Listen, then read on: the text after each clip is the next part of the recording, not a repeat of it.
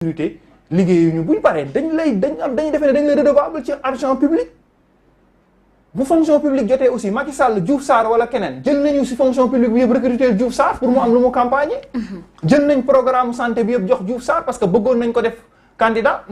tey jii nii mu ngi nii. tey ci alalu Sénégal ak doole Sénégal lañ ko defee ñoom maire yi ñu yore ñoom ci la ñu jël parce que kan moo fi mës a woo jeune Barthélémy Dias wala Khalifa Sall mës na toog conférence de presse ne jeunesse bi yëpp damay recruter suba indi leen seen i dossiers. est-ce que mës nañ ko wala ñu conférence de presse ne voilà le taux de chômage est énorme au Sénégal. énorme damay jël ay décisions yoo xam ne amul parti amul dara indi leen seen dossier. mais loolu aussi est-ce que la jeunesse aussi sénégalaise amul si part de responsabilité parce que dafa am jeunesse yi nga xam ne ñoom ñoo nekk ci seen wet di def sale boulot yi dañuy manipuler duñu bëgg dëgg am parce que ñoom loolu la ñuy def xam nga moom laa wax ne la ñoom bu ñuy joxe poste wala bu ñuy séddale wala bu ñuy def doo gis ñëpp ñu toog ne lii de ay bourse la yu ma yore Sénégal yëpp ñëw leen mais bu defee dee wàcc ñu ne la jeunesse mais buñ koy wax après bu paree seen kaw étage la ñuy taxaw ak seen i jabar ak seen i doom seen taxaw nii di seetaan wala ñu baare seen kër man nag sama yaay dafa ma daan wax man dañ ko daan taasul abu Khady Diallo doo coxeuru geek man duma coxeuru homme parce que ki ma nàmpal musul coxeur ñoom ñoo préféré am ay coxeur yoo xam dañ leen di waxal di leen xeexal di joxe 14 mois su amee ci benn dëkk te woote bi génn ay sàcc génn ay scandale yàq ay alalu jàmbur mu Sénégal tey boo xoolee taux bi ñu wax ni moo nekk ci kaso bi boo xoolee pauvreté bi fi mu toll boo xoolee nit ñi amuñu sécurité ngay dox yow ci mbedd ñuy këf sa mu wan la ni ba mais ñoom il fait l'affaire de ces gens. mais aussi Abou on indexe souvent les politiciens ñu féetoo ci pouvoir bi ak ñi nga xam ne ñu féetoo ci opposition par rapport à ce discours de va-t-en-guerre wala sa violence bi nga xam ne ñu ngi koy nemmeeku baax mais yéen am ngeen ci part de responsabilité ñi di ooy seen bopp les activistes aussi. non man moom dégg c'est clair adduna yëpp. léegi nekk too activiste moo boobu moom dama ko wax fépp. mu ne leen buñ ma koy wax duma activiste. militant des droits humains là ak justice sociale dama active ak li ma gis Sénégal moo tax du ma tuddee sama bopp activiste doo liggéey doo ki après boo feebaree ñu dajaleel la jëndal la defal la loolu yoroo tool bayoo bopp li xew parcours dama wax ma ne un Sénégalais bu tudd Mamadou Sall Elimane Sall defar ci banaan bi ay milliards demaat parcours defaat fa ay milliards ay activiste taxaw ne la doo ko fi liggéeyee ñu ñëw seet si gars yi ñu ànd ne dañuy baare loolu moom laa la wax ne la dama dul nangu nekk loolu activiste boo xam ne ni bu fekkee Bougane Gueye Dany dafay toroxal ay employés am doo ko wax mais bu fekkee ne ni dafa kii fële da ngay génn nga taxaw ko dama ne loolu laa tuddeewul mooy activisme li ma tuddee mooy activisme ak li ma tuddee militantisme des droits humains mooy tey Ndiaga Diouf normalement dañu war a taxawu famem parce que précarité bi famem dund ba parti politique yi di xool mbër yi ak écurie yi si seen inconscient di leen recruter te waroon leen mën a encadrer former leen jàppale leen les écrits aussi tamit ñu xoolaat ni pourquoi on les utilise à ces pareils événements. mais aussi bu ñu chargé opposition bi wala saw indexé aussi par rapport ak seen discours va-t-en-guerre mun nañoo wax kii ni président de la République Macky Sall aussi par rapport à ses responsabilités par rapport à ces violences tey est-ce que tey jotul mu xoolaat bu baax politique am parce que loolu mënul dañ te aussi si bopp sénégalais yi que le président de la République Macky Sall aussi dafa bëgg a réduire l'opposition à sa plus petite expression moom laa la wax ne la si ay armes non conventionnelles Abdoulaye Wade ba mu nekkee au pouvoir dafa utiliser pouvoir bi pour réduire son opposition mais pas comme Macky Sall nu koy defee quand même Abou dossier Idriss Seck Macky Sall mi naru woon dem ci yoon processus amul woon mais y avait Idrissa Seck et kii dama wax mais tey jii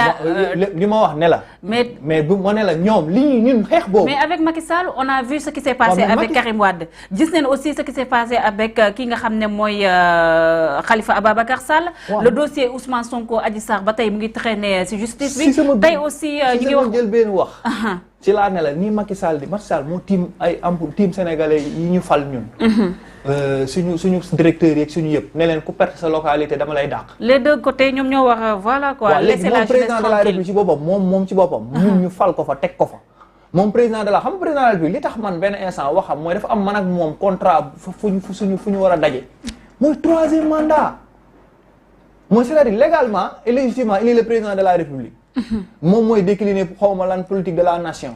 moom mooy institution moo tax ku taxaw saaga institution bi wala nga attaqué te bëgg ko remplacer dama koy condamner parce que ëllëg dina nekk Ousmane wala mu nekk Déthié wala mu nekk Abdourahmane Sow mais li ma dul d'accord mooy Macky Sall tey 3e mandat bu jotee xeex boobu mu nekk illégal dinañ ko xeex mais ni mu def nii jël justice bi di ko manipuler jël parquet bi di utiliser ko à leur guise mais loolu ñun dama wax ni pour ñu mën ko xeex du pour Macky Sall mais dañ ko war a préparer sax pour kiy ñëw comme ñoom bu ñu nekkee seen programme dañ ko ciy bind mais bu ñu yéegee dañuy changer loolu laa wax ni si combat la boo xam ne du politiciens yi ñoo ko moom pour ñun ñëpp la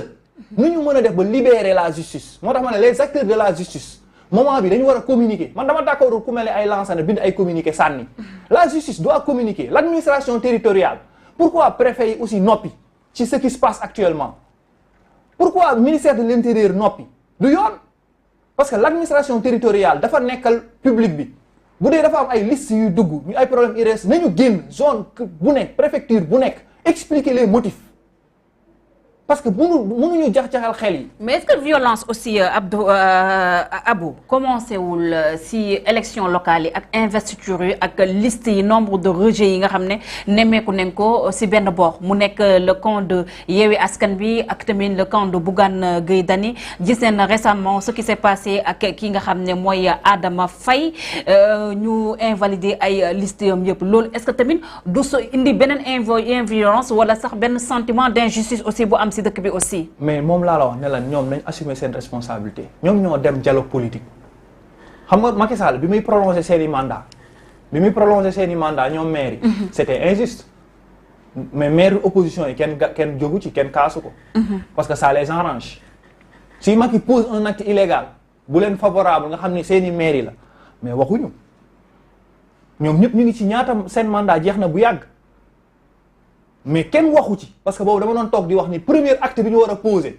pour ne dañuy dem élection par la force mooy ñii xeex pour ñu dem élection nañu ne nañ ACT tas nañu teg delloo seeni conseil municipal mais Macky Sall bu ko prolongé kenn du wax pour ñu renvoyer élection locale yi moo tax ci dossier Barthélémy nañu bàyyi manipulation bi parce que 2014 bi pour ñu renvoyer élection locale yi l'opposition ñoo def délégation waxtaan ak président ak njabootu président ñoo jël initiative pour ñu pousse élection locale yi donc opposition bi moo jël initiative bi donc ñoom si ça les arrange loolu laa wax ne Sénégal du démocratie électorale kese parce que bi ñu toogee war a waxtaanee code électoral bu bees bi def nañ suffrage direct pour fal maire yi moo taxoon moo wax ni maire yëpp dañ leen waroon reconduire avec suffrage direct bi pour ñu sanctionner parce que c'est l'occasion à ce que ñun ñii léegi ñi nga xam ne la ñuy fal ñu fal leen directement. mais sa jàngat si rejet liste yi nga xam ne seetlu nañ ko si côté. gis nga li ma jàngat ci rejet liste yi waa opposition bi dañoo xam nga Yewwi ci seen wàllu bopp daf ci dañu parewul woon ba fii ba minuit parewuñu. ok xam nga Bougane Gueye génn na ne waa Yewwi yëfi dëmm ngeen Thierno Bocoum génn ne leen li ngeen di def jaarul yoon ñu sos mbir ci lu dul dëgg ce qui se passe Pastef Grand Yoff ce qui se passe Pastef Mermoz ce qui se passe si ñoom ci seen biir am na liste ay ñoom Bougane xaaju guddi ñu ngi wër ku ñu def tête de liste je suis témoin. da nga jàpp ne carrément déggoo la wax c'est atula bu ñuy def gis naa si ñoom Khalifa ak ñooñu li Khalifa Sall def soo am waati nii bëgg rebondiraat pour ñu fàtte coow loolu mooy nga investir Barth Mermoz éliminer femme bu la liggéeyal war a présenter bilan am nga taxaw bëgg a rebondiraat changer image. da nga jàpp ne amul cohérence le fait mais ñoom ñoo koy def exprès xam nga déggu loolu moo tax ma ne la les préfets dañu war a génn wax ak sénégalais yi. parce que du ñu nangu l'administration du Sénégal ay préfet ak ay gouverneur ñu génn école jàng ñu former leen fële ministère de l'intérieur nekk seen kilifa war a organiser élection yi dafa war a leer. mais waaye aussi dafa ndudd aussi complot wala sax parparloo parce que gisuñ benn yoon liste Benno Bokk Yaakaar ñu am ay rejet opposition bi rek lañ gis mu mel ni